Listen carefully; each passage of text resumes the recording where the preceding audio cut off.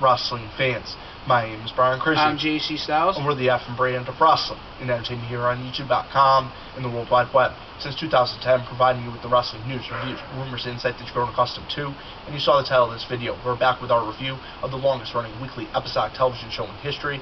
That's right, Monday Night Raw for Monday, December 3rd, 2012. We start off Monday Night Raw with a couple of recaps of the events that have happened over the last few weeks, and then we go right into the first match of the night. Team Hell No, Kane and Daniel Bryan square off against the primetime players, Darren Young and Titus O'Neil. Yes. It was, a pretty decent tag team match. We see the Shield up in the skybox, but Seth Rollins is nowhere to be found. And the cameras kind of lose sight of him. They're still fixated on Ambrose. Yes. But Rollins and Reigns kind of started making their way through the crowd. Then they kind of locate Reigns, and then you really still haven't seen Rollins, and then I think they fixate over on him. Yeah. And then the match is still going on through all this, and it's actually causing Hell No to be completely distracted throughout this contest. Yes. So it was a good solid contest. We actually see a brawl, and in the scurry of the brawl, we see Daniel Bryan reverse the roll-up by one of the members of the primetime players and pick up the win. Post-match, we see the Shield jump the barrier and attack Kane and Daniel Bryan. Yeah, they jumped the barrier, they came in, they attacked Kane and Daniel Bryan, absolutely dominated and decimated those two men.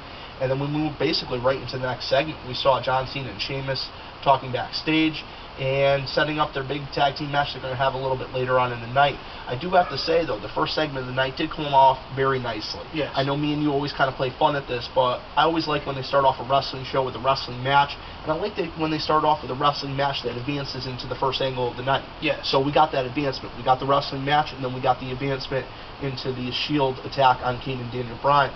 And I think the whole thing played off very well. What's your thoughts on that? I couldn't say it any better than myself. I thought it played out really well. I'm just curious to know who's pulling the strings. I mean, there's got to be a fourth guy pulling the strings somewhere. There's got to be a mastermind. Honestly, in my opinion, I don't think CM Punk has anything to do with it.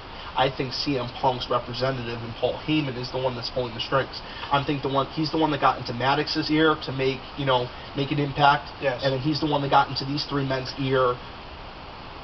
Remember, I mean, not even in storyline and in real life, Paul Heyman had a cult following. Yes. In his ECW, and a lot of superstars who have followed him over the years as a cult leader. Yes. So wouldn't it make perfect sense if they tied that into the storylines? He's convinced these three men of this ideology, and now they're following it. I have two things. I had two suggestions. I think it's either Punk or Heyman, because they later in the night they did jump in right when they asked the question, and then they also jumped in later in the night on the Brad Maddox match at the end of after the Brad Maddox match. So it's coincidence that at 2 points of the night they left two cliffhangers that it could possibly be maybe Maddox pulling the strings or maybe CM Punk or Heyman pulling the strings. I just couldn't see those three guys listening to Brad Maddox. Who knows? I mean, he does say, "Hey, everyone, I want to make sure everyone's still talking about Brad Maddox. He's someone big, maybe in the indie scene." I'm just trying to think of what show Brad Maddox would even be on if I was trying to picture him. Home as an Improvement, actor. Brad. No, that's an insult to Home Improvement, and that's an insult to Brad. I mean, he has the hair. He has the hair to go for the character. But that's getting off point. That was a great show we grew up with in Yes. our childhood. There's no way you can tarnish its legacy with the likes of Brad Maddox. Then we move into the second match of the night. Yeah, the second match of the night is a Divas match. We see Tamina Snuka square off against AJ Lee. I believe this is AJ's first Monday Night Raw wrestling match since she was general manager. I think so. No, I think she was. There was a match a couple weeks back. Maybe just one? Yeah. This is her first or second since she was general manager. Second, yes. Yeah, and Tamina absolutely dominated her throughout this match. I mean, when she hit her with the headbutt, I was like, usually you don't see that much physicality in a Divas match. And if Tamina is a sign of the direction the Divas division is going in, I really like the direction that it's going in. Yes. And I really thought Tamina had this one out of nowhere. AJ Lee gets the roll-up, picks up the win. Yes, it was very shocking to see AJ pick up the win, and there is someone who watches our videos, we won't name him, but he has a video series of what he would like to do to AJ, and I just think it's really creepy but funny in a way. But with that being said, we're going to move on to the next segment of the night. Yeah, it's the internet, or as some people like to call it, the internets, with an S at the end, is a very interesting place. Alright, then we go into the CM Punk, Paul Heyman segment, and then CM Punk comes out, and I really like this segment because he dropped a couple things that a lot of members of the YWC and IWC like to try to poke at the WWE for.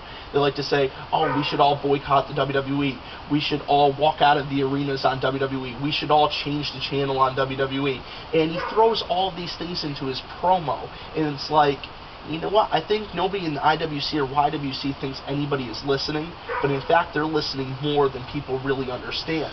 But by all means. But at the end of the day, they're not listening to them in the way they want to be listened to them. They're just kind of like, there you go, there's one right in your side. The cool thing about this is I always liked Punk, and I always tune in to see Punk, and I respect Punk because after watching the CM Punk DVD and seeing what he had to go through in his life, and then all the shit that he did, excuse my language, going through his career to get to the WWE, it just makes me respect Punk so much more as an in-ring entertainer and an in-ring technician, that he just really deserves our respect. Because if you go back and if you don't know CM Punk and you want to know a lot about CM Punk, watch the DVD or Google our CM Punk matches from his indie career, because there was just so much that went into getting CM Punk to the WWE.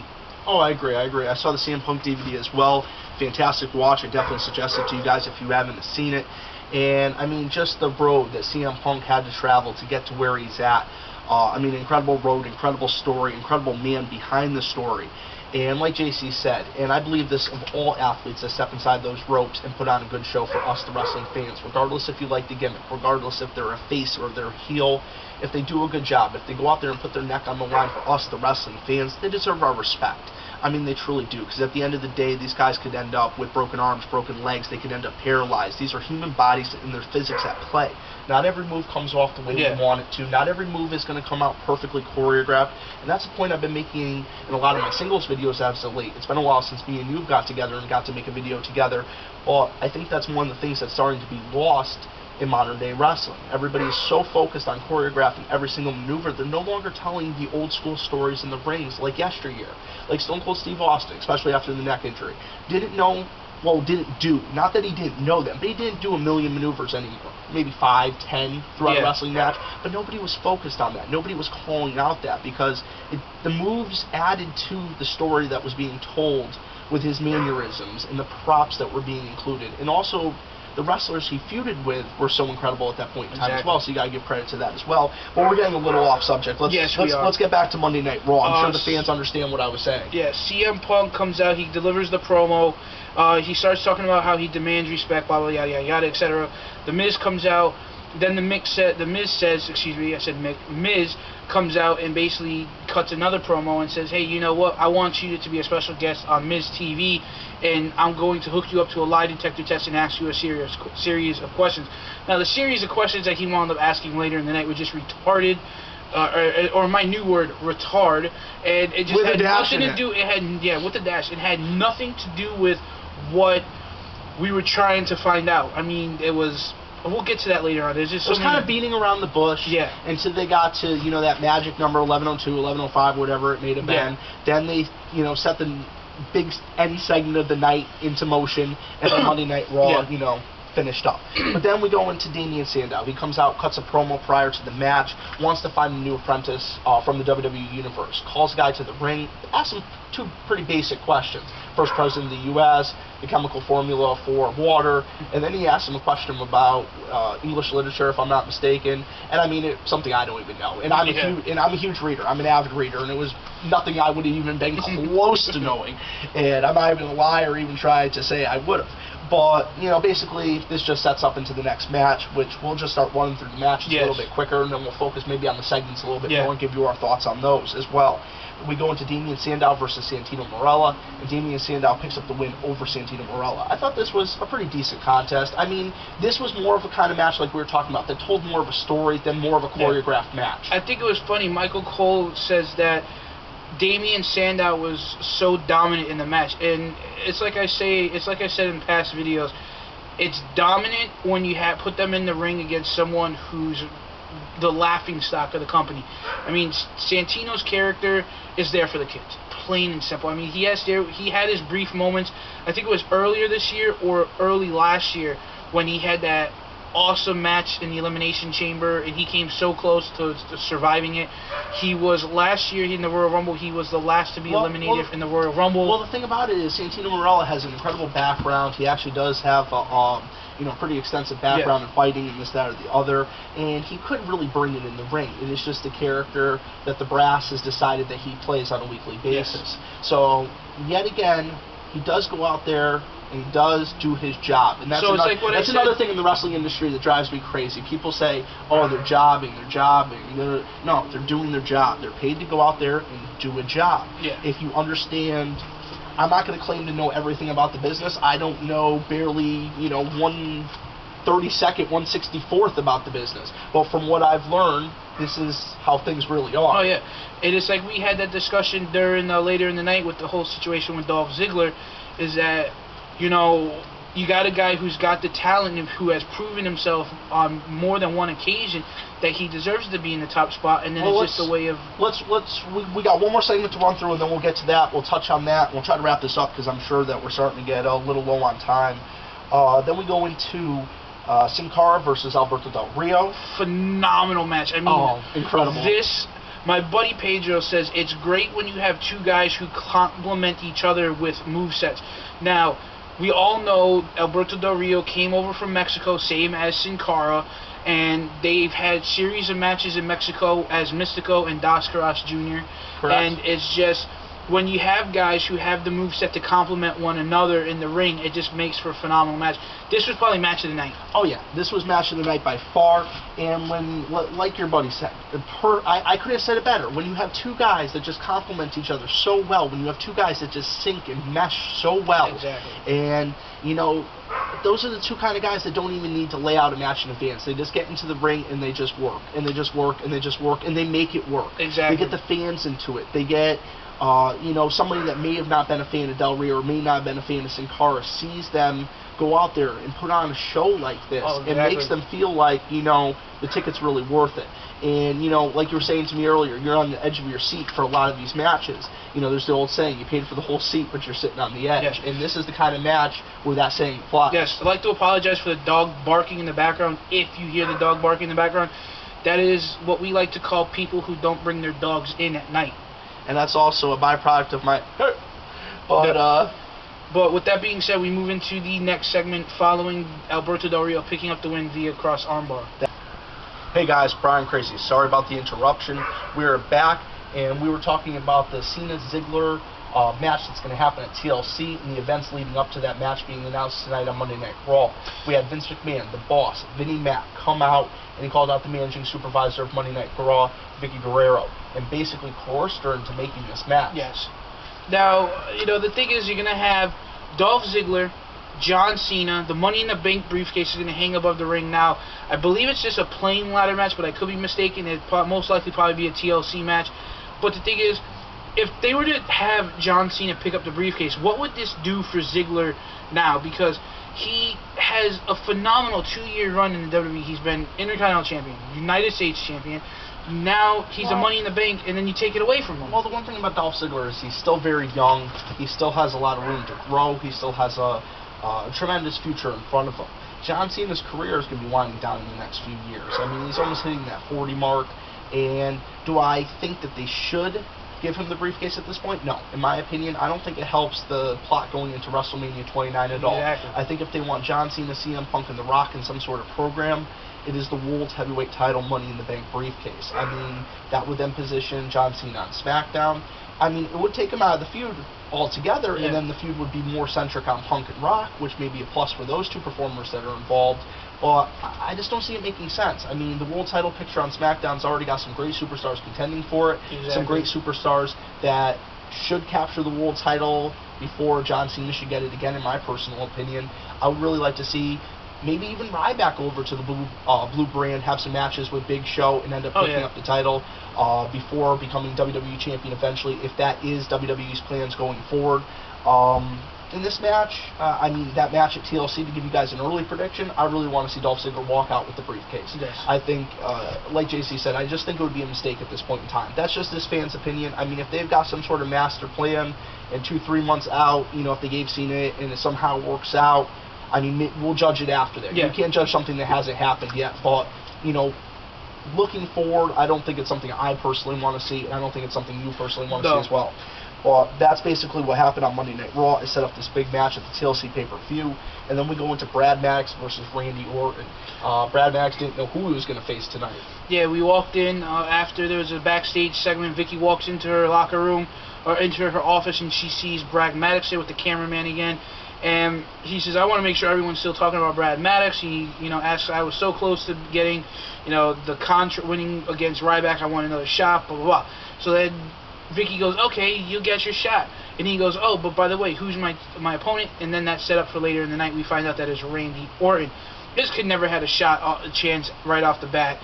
And it needs you say more. If I have to tell you who won and you don't know, it's just, you shouldn't be a wrestling fan. I'll give you a hint. His father was a cowboy who wore a cast. Yes. I mean, that's all I'm gonna say. I mean, and if you still don't know who I'm talking about, then yet again, you probably aren't a real wrestling fan. Now, after the match, the Shield hits the ring for the second time of the night and completely decimates Randy Orton. Then we end up seeing Roman Reigns deliver another one of his signature power bombs to Randy Orton, and that closes out this segment. No. This is comprehend with me for just a moment. You got three guys. So I got to put the hands up too? Yeah. Okay. You got three guys. You got three guys. Just three guys. Not to be confused with John Cena's gay logo. Three. Okay. Is there really necessary to have someone pick someone up and place them on top of the guy's shoulders for a power bomb? That makes no sense whatsoever. I think Roman Reigns, as beefy as he is, if he can't pick someone up on his own, he shouldn't be in professional wrestling. No, I just think it adds to the feeling and the impact of the maneuver. You got these three guys just manhandling this superstar. They completely manhandle him, throw him up onto their partner's shoulder, and he just completely obliterates him. Now, Roman Reigns comes from long line of Samoans. I mean, incredible lineage, incredible family. His father's a Hall of Famer. Yes. His brother's a former WWE superstar. Yes. His cousin is a former WWF champion. I mean, this guy... Are you talking about The Rock? No, I'm talking about Yokozuna, actually. Yokozuna? I thought The Rock was his cousin, too. It wouldn't be surprising, because these guys are all related in some way. Their family and The Rock's family, I don't think they're quote-unquote blood related, but they have like a blood brothers thing going on, like a blood pact. It's just the culture. It's the culture, correct. And let's just move on. We covered that. Let's move on to the tag team match, which was what was supposed to be a tag team match. R-Truth and Kofi. Oh, we did forget the most important freaking thing of the night. What was that? Remember we were talking about we wanted to do highlights and lowlights? Well, I didn't write down 5 for tonight of each. And we were going to do that as a homage to a friend of ours, CJ Styles from ADTV, a great wrestling reviewer that really, got us into doing this more and more, and was a great motivation to us. And he used to do the top 5 lowlights and the top 5 highlights. Now, I have to say, Sheamus delivering white noise to the Big Show, and how long he kept that big boy up until he delivered that maneuver. That was number 1 on the list tonight. Yes. Then we move into what was supposed to be a tag team match. We saw R-Truth and Kofi Kingston take on Wade Barrett and Cesaro. Teddy Long comes out and makes it a fatal 4-way with the Raw active poll for it to either it be an Intercontinental Championship or United States Championship match. It winds up being... I voted hashtag WWE IC. What did you vote? IC, because I didn't want to see Cesaro. Even though I knew it wasn't going to change hands, but I didn't really want to see it. I want to see Kofi. Well, I'm a huge Cesaro fan. So am I. So, not that I don't like Kofi. It winds up becoming into a fatal 4-way. Cesaro picks up the win, successfully retains his U.S. Championship. Then we move into the main event, which is the Miz TV. We talked about where he was asking so much asinine questions. Is your name CM Punk? Did Rey Mysterio shave your head? Well, I mean, those are pretty... They usually ask a standard question. Are you, this person? Is this the town you're in? Yeah. I've seen most lie detectors on most shows start off with those basic... I think that's just to get a reading on the person. Yeah, I honestly would have liked to have seen maybe some harder questions like, are you really straight edge? Ask these kind of questions. It would have been a little bit more entertaining. Well, like I said earlier on in the review, they asked just enough questions to kind of string this on long enough until they got to that 11:02, 11:05 segment, and then they pulled the trigger. This is when they had basically the Shields come out, clear house, attack the Miz, destroy the set. Then we see Team Hell No come out. These guys are brawling. Then Ryback comes out. Everybody's brawling. Basically turns out to be CM Punk and Ryback at the ringside area. Ryback then gets the ladder, he gets the chair, he attacks Punk with both of those items. He just destroys him. Goes back outside, grabs a table then, and then puts him through the table as well. Now, is this a sign of things to come? I hate to say it, from the news that I've heard, Punk's going into Rumble. 434 days is going to be the number of days CM Punk is going to be champion overall. Exactly. Before we get into this, cheap plug, for those of you that own WWE 13 and for those of you that own it on the Xbox 360 console, if you love community creations, please check out my Raw and WrestleMania 29 arena. Also, check out my 2 Road to WrestleMania storylines featuring The Rock and CM Punk. Both have different outcomes and different moments in the story. Also, I recreated the SummerSlam 1998, where you can either relive or rewrite the pay-per-view yourself with the outcomes of the matches. So check those out. Search JC Styles YouTube, and they will all come up. SummerSlam 1998. That was the highway to hell. Yes. Oh my God, great pay-per-view, absolutely phenomenal. Undertaker versus Stone Cold Steve Austin in the main event, if I wasn't mistaken. Yeah. And the final segment of the night, I would have liked some harder questions have been asked, but it turned from. I actually had high hopes for the Miz TV segment. I was really hoping, when CM Punk was doing the promo, not that I dislike CM Punk, I like CM Punk a lot. Not that I disliked his promo, it was actually pretty good. But it just kind of felt like the same stuff he was telling us week in and week out. And, when they keep telling the same exact thing, it starts to feel a little bit stale. So when Miz came out, and I know they've been pushing Miz as a face in the last few weeks anyway, but to see the Miz as a face against a great heel in CM Punk, it was very refreshing. So I was really looking forward to this segment.